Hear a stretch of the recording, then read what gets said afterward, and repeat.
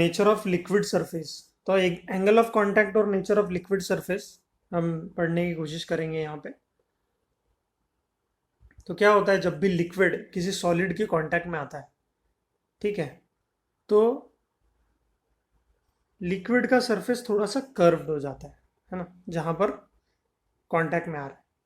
तो ये क्यों होता है?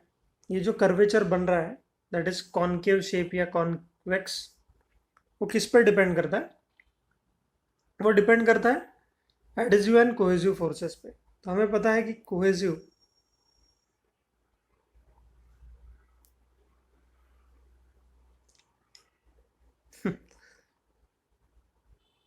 Cohesive forces between the same molecules होते हैं, सेम पार्टिकल्स, ठीक है। Attractive forces between molecules of same substance. और एडहेसिव होता है बिटवीन डिफरेंट सब्सटेंस, ठीक है। तो एडहेसिव में हम क्या क्या लेते हैं, जैसे फेविकॉल, फेविक्विक, जो हमने लास्ट टाइम डिस्कस किया था। तो ये जो फोर्स है इस डायग्राम में जो दिखाया गया है, ये कोहेसिव इफेक्टिव फोर्स है, जो भी रिजल्टेंट फोर्स होगा। क्योंकि देखो, अगर कोई लिक्विड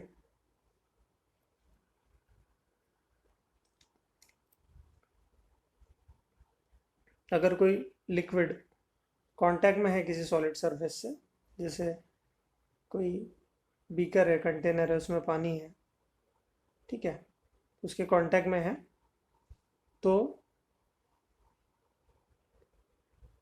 जो भी उसका शेप मिल रहा है, मतलब जो भी कॉन्केविटी या कॉन्वेक्सिविटी यहाँ पे मिल रही है, शेप ऑफ लिक्विड, जो भी मिनिस्कस बन रहा है, अगर छोटा ट्यूब है तो मिनिस्कस बनेगा, नहीं तो फिर यहाँ पर कांटेक्ट की वजह से एंगल्स फॉर्म होंगे। देखते हैं। तो यहाँ पर बोला है कि the cohesive force acts at an angle 45 degree. अब ये 45 डिग्री क्यों आ रहा है? क्योंकि हम इफेक्टिव कोहेसिव फोर्सेस की बात कर रहे हैं। मतलब अगर एक जगह पे एडहेसिव फोर्स लग रहा है जो कि ग्लास और वाटर के बीच में होगा, तो वो हमेशा परपेंडिकुलर टू द सरफेस रहेगा, है ना। और जो कोहेसिव फोर्स होगा वो तो वाटर के या फिर उस फ्लूइड के अंदर होगा। सही बात है। तो जब भी कोई सरफेस जहाँ पर ये बताया गया है कि ये ग्लास है और ये वाटर है यहाँ पे, तो वाटर जब ग्लास के साथ कनेक्ट होता है, कांटेक्ट में आता है, तो जो भी रिजल्टेंट कोहेसिव फोर्स होंगे वो इंटरनल होंगे। यहाँ पे मेकिंग एन एंगल 45 डिग्री, ये वाला ले लो या ये वाला ले लो, ठीक है। मतलब वो जितने भी कोहेसिव फोर्स लग रहे हैं उसका इफेक्टिव वैल्यू है, ठीक है। तो यहाँ पे अगर ग्लास है और ये पानी उसके कांटेक्ट में है, तो ये इफेक्टिव कोहेसिव फोर्स होगा। सही बात है। और ये उसका एडहेसिव फोर्स होगा जो कि परपेंडिकुलर है वाटर और ग्लास से। तो adhesive forces acts at right angle to the solid surface, theory में पूछा जाता है, ठीक है। And cohesive forces acts at angle 45 degree from liquid surface, ठीक है। लिक्विड सरफेस से 45 डिग्री हम लोग उसको कंसिडर करते हैं। तो अब क्या करेंगे इसको, जैसे यहाँ पर एक ग्लास है, उसके साथ कनेक्टेड वाटर है, मेनिस्कस बना रहा हूँ मैं,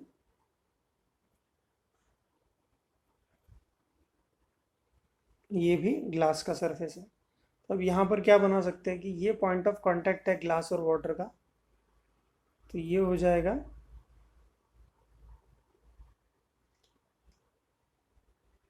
एडहेसिव फोर्स, है ना।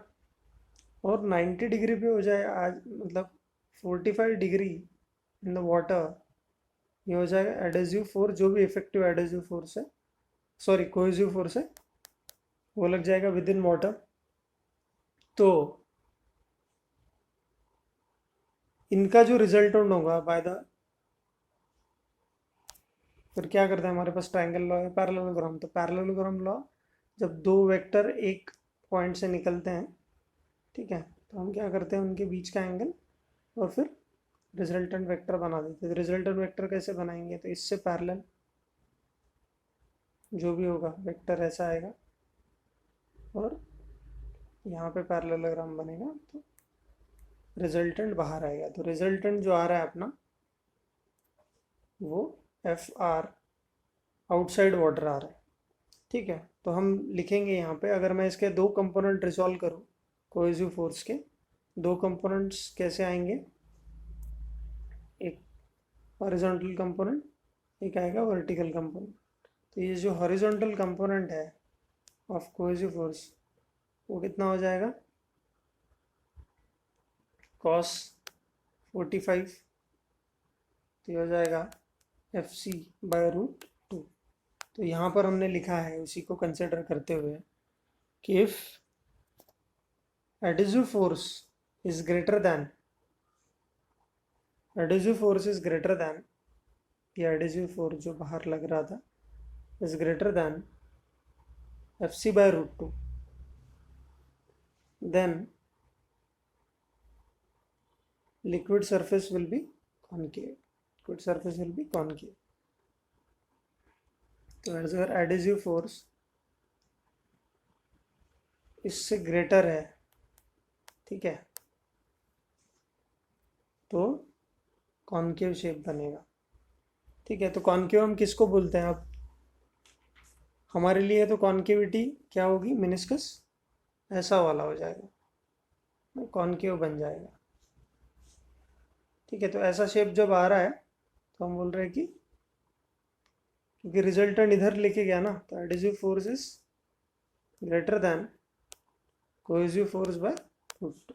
तो एक कंपोनेंट जो था कोहेसिव से उससे बड़ा है। समझ में आ रहा है कॉनकेव कैसा बनेगा। देन अब हम तीन ही एग्जांपल लेंगे, इसमें आप ध्यान रखिएगा। वाटर ग्लास का कंपैरिजन होगा, नहीं तो मर्क्यूरी एंड ग्लास का कंपैरिजन होगा, और सिल्वर मतलब सिल्वर मेटल और वाटर का कंपैरिजन होगा। ठीक है, तो ये टाइप ऑफ लिक्विड और टाइप ऑफ मटेरियल पे ही डिपेंड करता है, इसीलिए हमको पहले से डिफाइन करना है कि हम क्या यूज़ करने वाले हैं। तो सिल्वर और वाटर यूज़ क्या कर रहे हैं हम लोग, सिल्वर का प्लेट है या कोई कंटेनर है, हाँ, उसके साथ वाटर रखा हमने, तो कोई मेनिस्कस नहीं बन रहा है, एकदम प्लेन आ रहा है सरफेस। ठीक है, अब यहाँ पर क्या हो रहा है फिर, कोहेसिव फोर्स तो यहाँ पर इस डायरेक्शन में आएगा एट एंगल 45 डिग्री, और परपेंडिकुलर आएगा फोर्स एडिशन, तो एडिसिव फोर्स यहाँ पर आया है। तो यहाँ हम को जो वैल्यू मिल रहा है,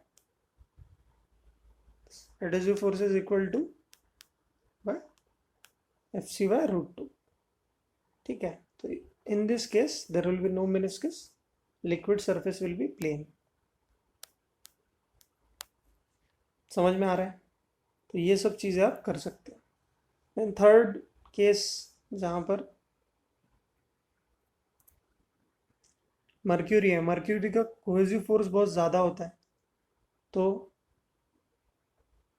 आप देखते हैं कैपिलरी में कि ऐसा कुछ दिखेगा, देखेंगे वो भी केसेस देखेंगे। तो यहाँ पर जो एडेसिव फोर्सेस है वो टोटली ज़्यादा है। मर्क्यूरी में देखा होगा आपने कि मर्क्यूरी अगर किसी सरफेस पे गिरता है तो बूंद वैसे की वैसे रह जाती है। ठीक है, क्योंकि उसका एंगल ऑफ कांटेक्ट बड़ा होता है, देखेंगे अभी हम उसको।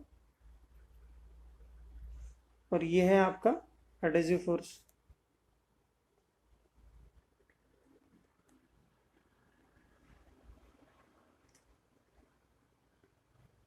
तो जब इनका रिजल्टेंट आएगा, that resultant will be inside the liquid, इस केस में मर्क्यूरी। ठीक है, तो यहाँ पर अगर हम लोग देखें इस केस को कि adhesive force is less than, है ना, कोहेसिव, फोर्स का कंपोनेंट।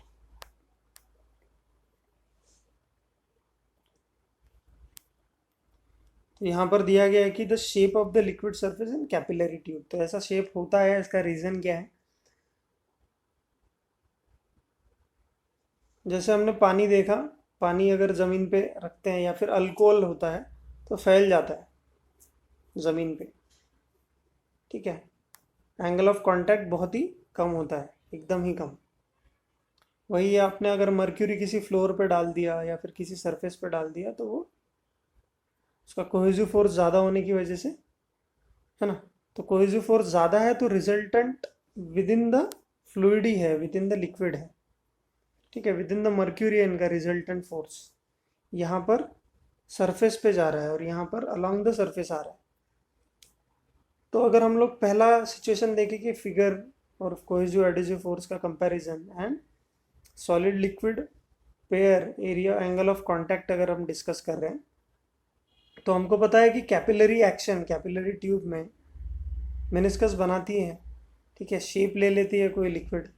तो इस शेप, ये कॉनकेव शेप है, वाटर और ग्लास का जब कंपैरिजन कर रहे हैं तो यहाँ पे हमने एडिसिव फोर्स लगाया जो कि कम है कि ज़्यादा है, एडिसिव फोर्स इज ग्रेटर, ठीक है, और cohesive force within the water molecule कम होता है, तो उनका जो रिजल्टेंट है आउटसाइड द वाटर जाएगा, ठीक है, ये अभी हमने डिस्कस किया था। तो यहाँ पर जो एंगल ऑफ कांटेक्ट बन रहा है, एंगल ऑफ कांटेक्ट क्या है कि जो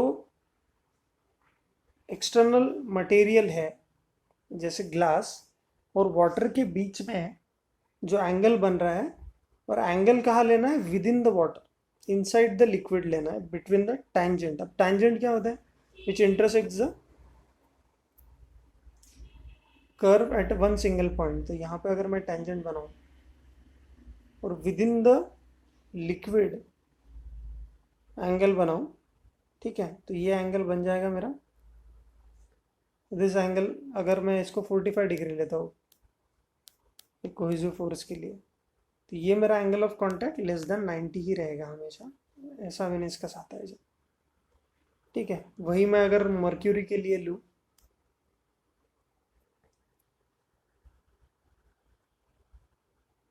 ऐसा मेनिस्कस बनता है, तो इस केस में मुझे क्या करना पड़ेगा? टेंजेंट ऐसे ड्रॉ कर सकता हूँ मैं, सॉरी, टेंजेंट में ऐसे ड्रॉ कर सकता हूँ या फिर ऐसे ड्रॉ कर सकता हूँ। विद इन द लिक्विड में अगर एंगल लूंगा तो ये एंगल ग्रेटर देन 90 डिग्री बनेगा, है ना। तो less than 90 for water glass interface, greater than 90 for mercury glass interface. और सिल्वर के लिए अगर हम देखें, है ना, तो एंगल ऑफ कांटेक्ट क्या होगा इसमें? सीधा सीधा होगा ऐसे, विद इन द लिक्विड क्या हो जाएगा? 90 डिग्री हो जाएगा, है कि नहीं। तो जब भी हम लोग ऐसा कुछ करने की कोशिश करते हैं तो हमें डेफिनेशंस अच्छे से पता होनी चाहिए ताकि कंफ्यूजन ना हो। तो क्या होगा यहाँ पे? The angle inside the liquid between the tangent and the solid surface, between the tangent to the solid surface and the tangent to the liquid surface at the point of contact is called as angle of contact। तो ये क्या होता है? Pair of solid liquid के लिए angle of contact fixed होता है ना, एंगल ऑफ कांटेक्ट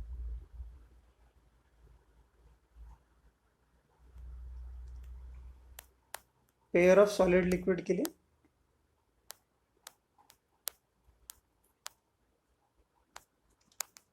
फिक्स्ड होता है, ठीक है। जैसे वाटर ग्लास हो गया, मर्क्यूरी का हो गया, for particular liquid solid pair angle of contact remain constant. ये पॉइंट बहुत इंपॉर्टेंट है। फिर किस पे डिपेंड करता है angle of contact? Nature of solid liquid contact पे, वो particular pair of liquid solid contact पे, और इम्प्योरिटीज, जो भी इम्प्योरिटीज है या टेम्परेचर है, इन सब पे डिपेंड करता है। तो angle of contact does not depend upon the inclination of solid in the liquid. अब ये समझ में आएगा आपको, कुछ क्वेश्चन करेंगे कैसे इंक्लिनेशन डेवलप होता है। It's value lies between 0 to 180 degree. अब देखो ना, यहाँ पे कोई भी लिक्विड एंगल बनाएगा तो कितना होगा, या तो जैसे मिनिस्कस बन रहा है हमारे पास, है ना, या तो 90 डिग्री होगा, या तो 90 से ज़्यादा होगा। ज़्यादा से ज़्यादा क्या होगा, ऐसा होगा, मतलब टोटल चिपक गया पानी, अगर टोटल चिपक गया इस लिक्विड को, तो ये एंगल ऑफ कांटेक्ट क्या होगा, ऐसे, है ना। तो 180 डिग्री हो सकता है ज़्यादा से ज़्यादा। तो that is between the pair of substance and the material जो भी दिया गया है। For all those liquid which wet the solid surface and which rise up in the capillary tube, the angle of contact is acute, जैसे less than, जैसे water,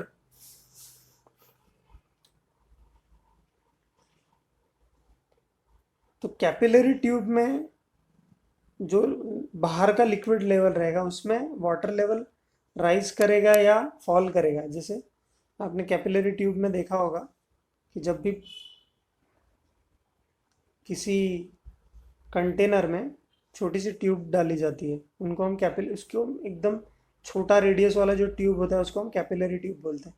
या तो पानी ऊपर चला जाता है या तो नीचे चला जाता है। ठीक है, मिनिस्कस की बात नहीं कर रहा हूँ, rise and fall of level. तो बोला गया है यहाँ पे कि for those liquid which wet the solid surface. अब सॉलिड सरफेस को जो वेट करेगा वो तो ऊपर ऊपर ही जाएगा ना, समझ में आ रहा है, चिपकेगा जो सॉलिड लेवल, सॉलिड को लिक्विड, वो तो ऊपर जाएगा, दैट लिक्विड राइजेस अप। तो ये कॉमन सेंस से थोड़ा सा याद रखिए, जो चिपकेगा, है ना, अच्छा है, जिसका एडिजन ज़्यादा है वो ऊपर ऊपर चिपक के चला जाएगा। And the angle of contact is acute, is an acute angle.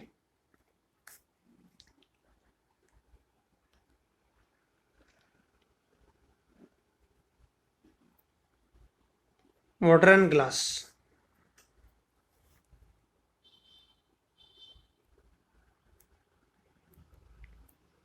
फिर बोला गया है, सिंपल सिंपल पॉइंट्स है, for those liquid which do not wet a solid surface that get which get depressed in a capillary tube. तो जैसे mercury है, mercury का cohesive force ज़्यादा है, तो वो बाहर की जो लेवल होगी कंटेनर में, उसमें अगर कैपिलरी ट्यूब है, अगर ये कंटेनर उसमें एकदम पतली सी कैपिलरी ट्यूब है और उसमें मर्क्यूरी भरा हुआ है, तो अगर ये नॉर्मल मर्क्यूरी का लेवल है तो कैपिलरी ट्यूब के अंदर मर्क्यूरी नीचे के लेवल पे होगी, मतलब यहाँ पर गैप दिख रहा है आपको, तो इसको हम लोग बोलते हैं डिप्रेस हो गया, डिप्रेशन, है ना, इस इन द कैपिलरी ट्यूब। तो उसमें क्या हो रहा है आपके साथ, ऑप्ट्यूस एंगल बन रहा है। ऑप्ट्यूस एंगल कैसे बन रहा है कि सपोज ये कैपिलरी ट्यूब है, थोड़ा जूम करके बनाया मैंने, एडिजिव फोर्स कम है एज कम्पेयर, एडिजिव फोर्स कम है as compare to cohesive force, तो क्या होगा, यहाँ पर जो एंगल ऑफ कांटेक्ट आएगा that is obtuse in nature, ऐसा बनेगा, ग्रेटर देन 90 डिग्री। सही बात है। तो यहाँ पर जो मिनिस्कस बन रहा है और कैपिलरी ट्यूब में जो भी,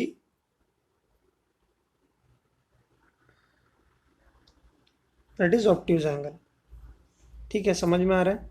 तो कोहेसिव फोर्स जब ज़्यादा होता है तब angle is greater than 90 degree, angle of contact is greater than 90 degree. Example is glass and mercury, ये पेयर के लिए ऐसा मिलेगा आपको experience. For all those liquid which neither rise nor get depressed, जैसे कोई फर्क ही नहीं पड़ रहा है इनको कि कैपिलरी ट्यूब के अंदर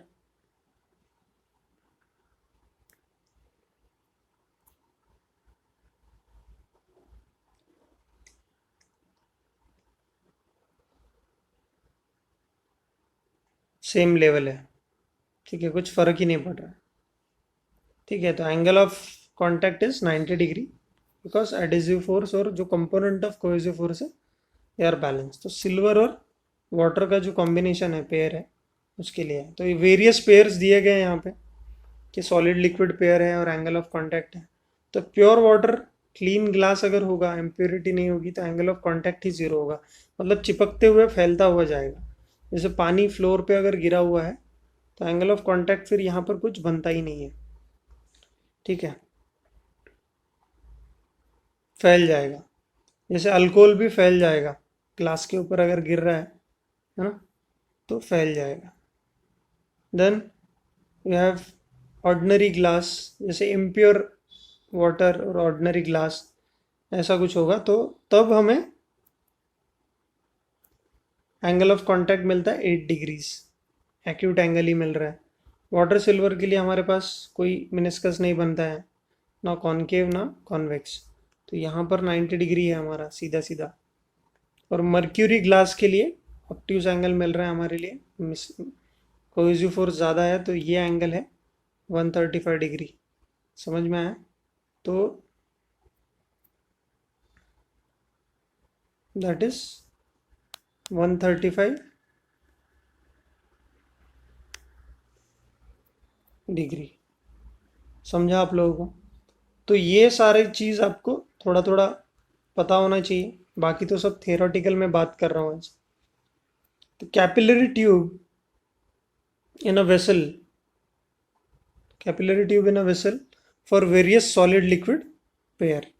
तो देखो मिनिस्कस, एंगल ऑफ कांटेक्ट और लेवल। अब क्या होगा यहाँ पर, वाटर ग्लास का इंटरफेस है ना कैपिलरी ट्यूब, तो क्या हो जाएगा, एक कॉनकेव मिनिस्कस आएगा और angle of contact less than 90 हमें पता है, और वाटर लेवल राइज होगा बाकी लेवल से, जो साइड वाली लेवल है उससे वाटर लेवल ऊपर होगा। तो कैपिलरी में जो पानी चिपकता है एडिसिव फोर्स से वो ऊपर ऊपर चढ़ते जाता है, तो इसमें कोई नई बात नहीं होनी चाहिए। देन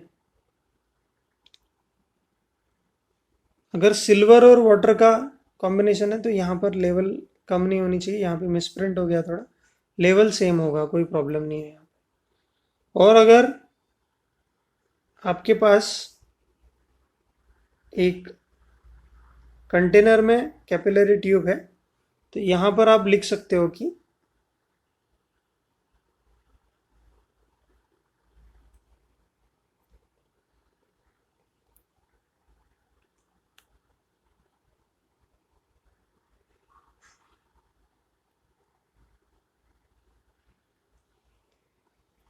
डिप्रेशन आ रहा है। डिप्रेशन क्यों आ रहा है? Angle of contact is greater than 90, क्योंकि कोहेसिव फोर्स ज़्यादा है, ठीक है, तो कैपिलरी में फॉल होगा। समझ में आ रहा है? तो angle of contact depends on factor. अब ये जो दिया हुआ है सरफेस टेंशन और ये जो एंगल है इसमें इनवर्स प्रोपोर्शन है, तो कॉस एंगल जो मतलब angle of contact is inversely proportional to the surface tension, ठीक है। तो ये जो फैक्टर्स है ये हमने कुछ प्रैक्टिकल एविडेंसेस से डिड्यूस किए हैं, हम लोग देखेंगे इसका थोड़ा सा। इफेक्ट ऑफ टेम्परेचर, टेम्परेचर की वजह से क्या होगा, ऑन इंक्रीजिंग टेम्परेचर हमें पता है कि सरफेस टेंशन कम हो जाता है, क्योंकि इंटरमोलिकुलर जो फंडे हैं वो थोड़े से हिल जाएंगे, दस cos theta increases। तो temperature, sorry, effect of temperature,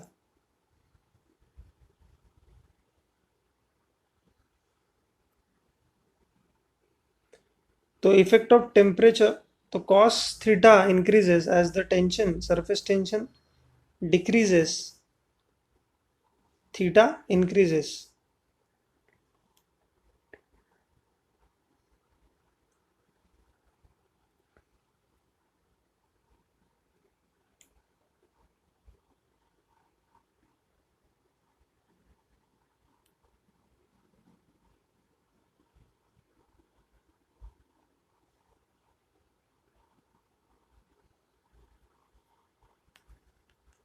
cos theta का वैल्यू इंक्रीज हो रहा है, मतलब थीटा कम होता होगा, मतलब टूवर्ड्स जीरो। cos जीरो क्या होता है, वन होता है। Maximum value for cos is one.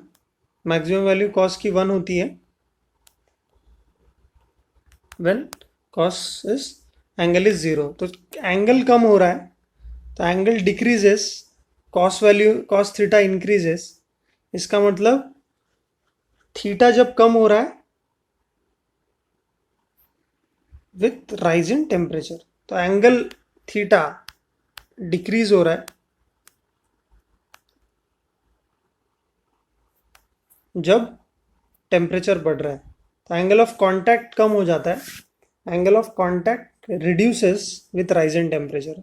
तो अच्छा कंक्लूजन है ये, angle of contact reduces with rise in temperature. फिर second is effect of impurity. तो सोल्यूट इम्प्योरिटीज जो हम लोग इंक्रीजेस द सरफेस टेंशन, जो भी कोई इम्प्योरिटीज हम डालते हैं उसकी वजह से सरफेस टेंशन इंक्रीज हो रहा है। सरफेस टेंशन इंक्रीज तो कॉस थीटा डिक्रीज, मतलब कॉस थीटा डिक्रीज हो रहा है तो एंगल ऑफ कांटेक्ट इंक्रीज होगा, तो थीटा इंक्रीज होगा, है ना। तो इम्प्योरिटीज डालने पे एंगल ऑफ कांटेक्ट क्या हो रहा है, इंक्रीज हो रहा है। Then partial solute impurities decreases the surface tension. तो यही है कि सोल्यूट इम्प्योरिटीज आपने डाला है तो इम्प्योरिटीज डालने पे सरफेस टेंशन कम होगा, सरफेस टेंशन कम होगा तो कॉस थीटा डिक्रीज इंक्रीज होगा, कॉस थीटा इंक्रीज हुआ मतलब थीटा डिक्रीज हुआ।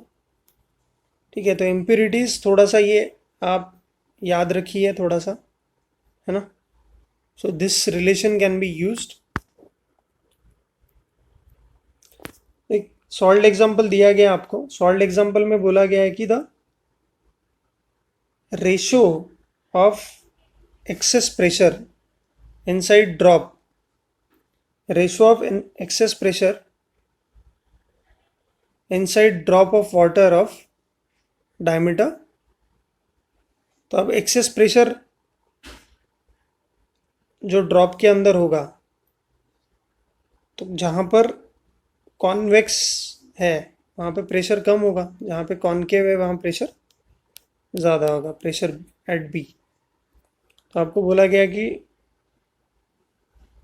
Drop of diameter 2 millimetre and 20 micrometre is, तो एक्सेस प्रेशर P1 P2 आपको पता है कि एक्सेस प्रेशर के लिए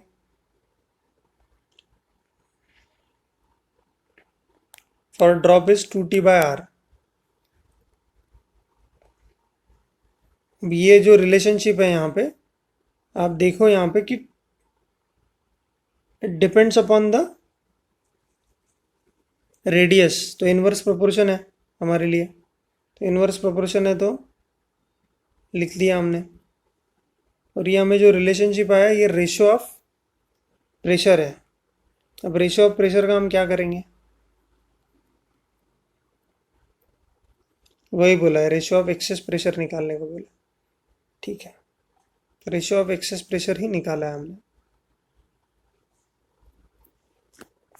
तो इनवर्स प्रोपोर्शन से आप इजीली इसको निकाल सकते हैं। सो ऐसे ही सारे सवाल आपको पूछे जाते हैं, बहुत ज़्यादा डिफिकल्ट वाले क्वेश्चन हमने नहीं किए, पर यही था कि अगर कैपिलरी में आपको एक्सेस प्रेशर के पॉइंट ऑफ व्यू से पूछते हैं तो आप लिख सकते हैं कि अगर कैपिलरी एक्शन हो रहा है, जैसे मैं एक आइडिया दे देता हूँ आपको, कैपिलरी है, एक में वाटर ग्लास इंटरेक्शन है, एक में मर्क्यूरी ग्लास इंटरेक्शन है। आपको पता है क्या होने वाला है,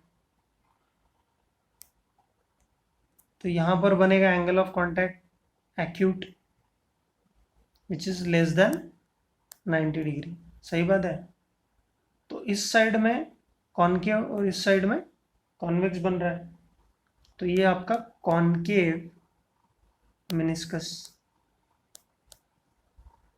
और ये आपका कॉन्वेक्स मेनिस्कस। तो ये एंगल ऑफ कांटेक्ट यहाँ होगा तो ये पूरा ऑब्ट्यूज एंगल हो जाएगा, थीटा ग्रेटर देन 90 डिग्री बन जाएगा, कॉन्वेक्स। ठीक है, तो अब यहाँ पर हमारे पास है कॉन्वेक्स रीजन जो कि लो प्रेशर होता है, यहाँ पे हाई प्रेशर होता है, एक्सेस प्रेशर हम लोग देखते हैं। तो इसको मैं ए बोलूँ, इसको मैं बी बोलूँ, इसको मैं ए बोलूँ, इसको मैं बी बोलूँ अगर, तो यहाँ पे pressure at A in concaveness is greater than pressure at B. In this case pressure at A is less than pressure at B. ठीक है, और एक्सेस प्रेशर ये, इसको अगर हम लिक्विड ड्रॉप ही माने तो इस साइड में स्पीयर बनेगा और इसमें इस साइड में बनेगा मिनिस्कस के हिसाब से। ठीक है, तो यहाँ पर क्या हो जाएगा, एक्सेस प्रेशर 2T/RE बनेगा, जो भी रेडियस होगा इसका, है ना, और यहाँ पर भी PB माइनस PA बनेगा, which is nothing but 2T/R। समझ में आ रहा है? तो ऐसे सारी चीज़ें जब आपको पूछी जाती है तब आपको समझ में आना चाहिए, आ जाएगा समझ में, ऐसा कुछ रॉकेट साइंस तो नहीं है। बस यहाँ पे एक्सेस प्रेशर पूछा था, तब हम लोगों को, मतलब ये इतने आसान कभी सवाल पूछ लेते हैं, तो इसको हमें काम में आना चाहिए। ठीक है, thank you so much. Capillary action पढ़ेंगे हम नेक्स्ट वीडियो में, देखते हैं।